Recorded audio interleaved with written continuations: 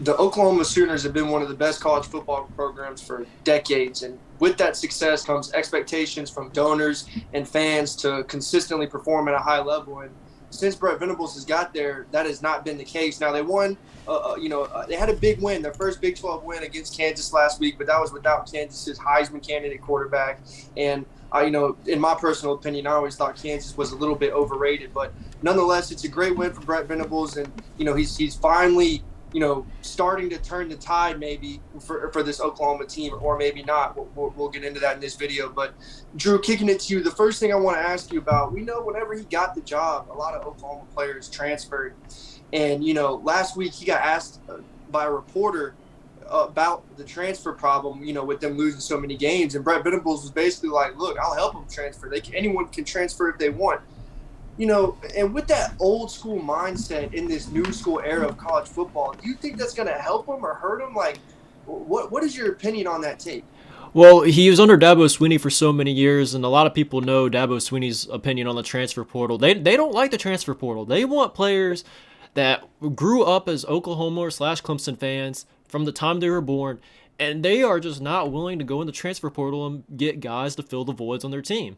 And you cannot do that. I mean, just look at Clemson last year. Now, Clemson's not a terrible team by any means. In fact, Clemson's still a top program in college football, but they are nowhere near as dominant as they have been. And Clemson could have very easily gone to the transfer portal, grabbed some players to fill their voids, and Clemson would have been a great team still and a possible national title contender. Now, Oklahoma is not exactly known for getting the best defensive recruits. Obviously, you can go and take a look at what Lincoln Riley did. Obviously, they did a good job recruiting offense, but not so much on defense. And a lot of people were excited to bring Brent Venables in to really turn that defense around. Oklahoma is always going to have a solid offense. That's not the problem. The problem is the defense. And to bring in a guy like Brent Venables, and I know there's a bunch of people that transferred out, but to have the 115th ranked total defense to this point is unacceptable, I think, for a defensive-minded head coach. Absolutely unacceptable. You gave up 668 yards to TCU. You almost gave up 600 to Texas. I mean, at what point do you think this Oklahoma team's ever going to get a good defense? Yeah, you mentioned the defense, and the defense has been historically bad this year. And, of course, with bringing in a defensive coach, you would expect the opposite. You would expect to see some progression. And, to make things even worse, you haven't really seen progression within the season from week to week. They're still giving up a bunch of yards every single game. And, like you mentioned, they are, the last couple of years, they've been a heavily offensive team. So the recruits that they're bringing in are all offensive guys. And if you're just going to completely shift, your philosophy going from offense, your last 3-4 head coaches to, Brent Venables, who is an old school defensive guy, that's going to cause some problems because if you're going to change the philosophy of an entire program, especially one as big as Oklahoma, that's going to take a couple of years. Not everybody can be Josh Heupel and have such big success at a program so quickly. But, with all that being said about the lack of improvement on this defense, you're starting to see, analysts and Oklahoma fans calling for Brent Venables' head. Matt Rule, he's a candidate in the college football coaching pool now. People are saying, go get him and, go get these other coaches. And, I'm indifferent about it because, I'm a defensive guy, so I love to see defense coaches succeed. But whenever you're in the Big 12, whenever you're going to a school like Oklahoma, which I just mentioned has been so offensive heavy for so many years, maybe he's not the best fit. Maybe Matt Rule is a better fit. We've seen Matt Rule turn schools around in 1-2 years. Look at what he did at Baylor, bringing his offense to Baylor. I think Matt Rule's offensive scheme would be a great fit for this Oklahoma Sooners program.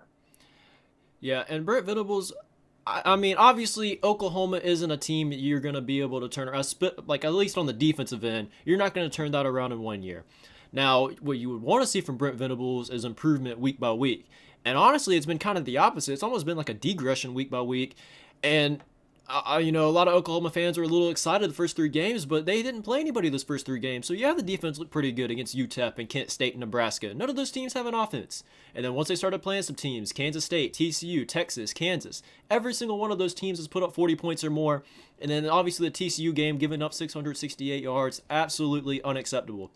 Now, Brent Venables is going to be on a short string here. Oklahoma is a program that has had plenty of success over the past few years. Obviously, they haven't been able to get it done in the playoffs, but nonetheless, they were a very respectable program. Oklahoma fans, that's what they want.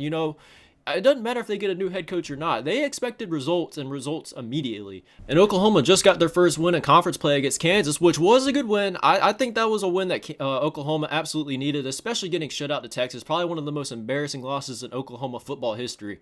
But to be able to come back and beat Kansas, regardless if people think they're overrated, underrated, whatever kind of team they think Kansas is, and regardless if they had their starting quarterback or not, this was a good bounce back win.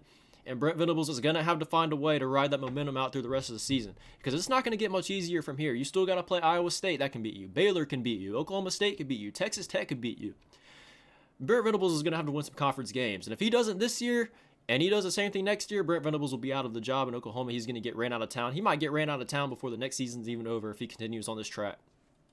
Yeah, you're right. You know, you mentioned that he's going to have to ride off the success of this past week. You're 100% right. He said that himself. Hopefully that this Kansas win was like an adrenaline shot in the arm for this Oklahoma team, because before that, Brent Venables himself was saying that his team was looking flat and just like, you know, lazy and lackadaisical on the field, specifically after that Texas loss, which is that's an absolute shame. That is a rivalry game. It doesn't matter if you're 0-6 or what, like you have to play that game, you know, like it's your national championship, and they went out and they shit the bed. So you're 100% right. If he doesn't win some conference games, he is going to be on the hot seat, because it's not like he doesn't have any weapons on offense. You know, Gabriel's a great quarterback. We saw that, you know, when he came back this last week, they're a completely different team. So he has the tools to win, and it's not like he's picking up a program that was in the gutter. I've said it multiple times in this video. Oklahoma's historically a great program. So if you're not going to have some more conference wins throughout this season, because like you mentioned, the Big 12 is deep this year. There's a lot of good schools, and you've said it in previous videos.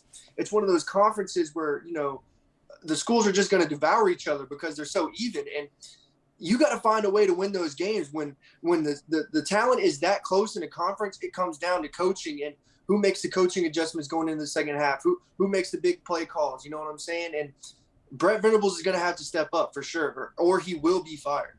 Yeah.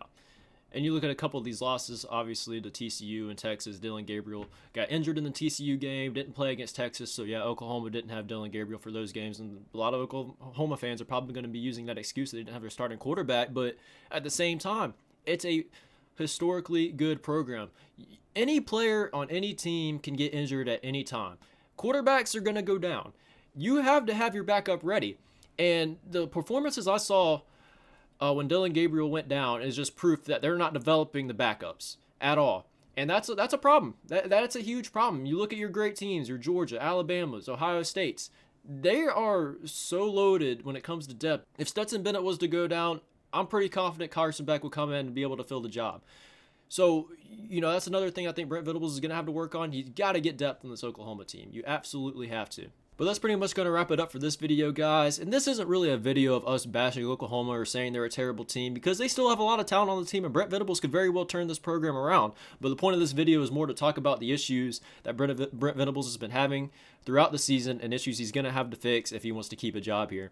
Let us know down below in the comment section what you think about the whole Oklahoma deal. What do you think Brent Venables is going to have to do, and what adjustments is he going to have to make to really turn the program around? And please leave a thumbs up on the video, subscribe, and hit the notification bell. All those things help us out tremendously, and we'll see you guys in the next video.